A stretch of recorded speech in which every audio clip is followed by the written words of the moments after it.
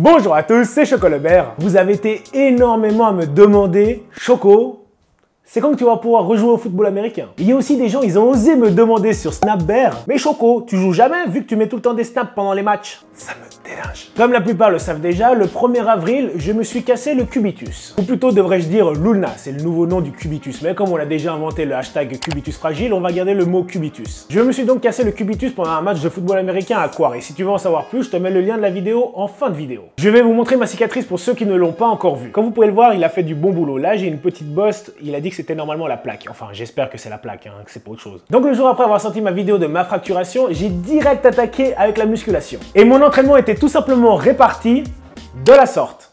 Comment te dire que j'ai jamais autant travaillé les jambes de ma vie? C'est un peu ce qui fait Thibaut InShape en ce moment. Le premier mois, j'allais chez le physio 2 fois par semaine, le lundi et le jeudi, pour me faire des massages au niveau de l'avant-bras. C'est un peu bizarre ce que je suis en train de faire. Faut que j'arrête. Et après un mois chez le physio, je pouvais de nouveau réutiliser mon bras. Bon, on va se calmer parce que je pouvais seulement utiliser 3 kilos. Quand je voyais les mamies qui soulevaient plus que moi, je peux te dire que ça m'a dégoûté. Et le pire dans tout ça, c'est que je faisais 100 fois le mouvement sur le bras droit, histoire d'essayer de cramer un peu le muscle. Je peux te dire que les gens ils me regardaient bizarrement. Hey, bonjour. 20 minutes later. Bonjour. 2 hours later. Bonjour. 6 hours later. Bonjour. 2000 years later. Donc 6 semaines après mon opération, j'ai eu rendez-vous avec mon médecin, un gars hyper sympa. C'est un gars assez jeune qui ressemble à un Irlandais avec une voix d'italien.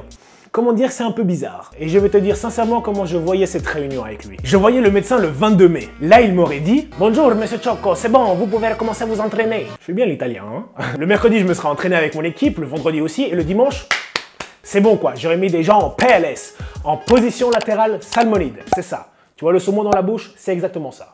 Et ben figure-toi que ça s'est pas passé comme ça. Le 22, j'ai fait ma radio, je suis rentré dans son bureau, grand sourire, de toute façon j'avais plus mal à l'avant-bras, tu vois. Et là il me sort tout son speech, que la cicatrice est belle, que le calloseux s'est bien formé, et blablabla, blablabla, mais moi j'avais une seule envie quoi, c'est qu'ils me disent est-ce que je peux jouer au football américain? Et là il me sort concernant le football américano, je suis obligé de vous arrêter 3 mois. Et là tu peux juste imaginer la tête que j'ai fait. J'ai dit mais comment ça, 3 mois? Et là, il me raconte que niveau assurance, si je me casse le bras à nouveau, l'assurance peut se retourner contre moi et que l'os n'est pas 100% opérationnel. Et que même si je fais de la musculation, il y a énormément de choses que je n'ai pas le droit de faire avec mon bras. Comme par exemple, sauter pour attraper une barre et faire des tractions, tirer avec les bras, par exemple, comme si j'utilisais une corde, ou tout simplement, par exemple, faire des rotations de poignets en force, ou tout simplement aussi pousser un adversaire. Et qu'il veut encore que je me renforce en faisant de la musculation. À ce moment-là, j'étais en décomposition devant lui. Tu sais ce que ça veut dire que je me suis préparé 7 mois dans le froid, sous la pluie, sous la neige, pour entre guillemets rien du tout. Et là j'ai commencé à lui poser des questions si je pouvais pas jouer avec un plâtre ou une protection en carbone. Je te jure que je lui ai posé 100 000 questions. Et là il a pris son téléphone et il a appelé son chef. Et son chef a appelé son chef. Et là je te jure que c'était les 30 secondes les plus longues de ma vie.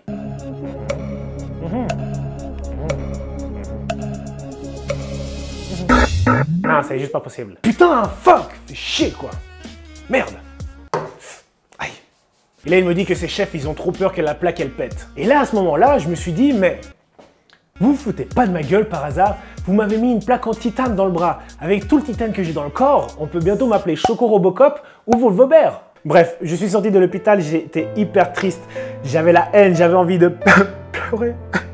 Bon, n'abusons pas hein, quand même. Je suis tout simplement sorti de l'hôpital et comme c'était lundi, j'ai fait ma séance des jambes. Maintenant, la seule chose que j'ai en tête, c'est la saison 2018. Je m'entraîne déjà pour la saison prochaine parce que tout simplement, je suis un bear. Je vais pas non plus pleurer sur mon sort et déprimer dans mon appartement. Ma vie est foutue. Chaque entraînement est important, le premier comme le dernier. Et si je veux l'année prochaine pouvoir battre le gars le plus rapide de mon équipe, bah il faut que je m'entraîne quoi. Je dois chaque jour être meilleur que le jour précédent parce que là, niveau force, tout simplement, je suis une grosse merde. Quand tu dis qu'avant ma fracture, je faisais au développé couché 150 kg une rep et que là maintenant avec 40 kg, je fais 5 répétitions, je suis en PLS, c'est qu'il y a un problème. Mais un bear n'abandonne jamais. Je compte bien retaper les 150 kg, voire même un peu plus l'année prochaine. Donc voilà, si t'as kiffé la vidéo, n'oublie pas de lâcher un gros développé du pouce bleu en bas, c'est super important. Et si tu veux partager la vidéo avec tes potes bears ou me suivre, tu cliques en bas. On se revoit bientôt.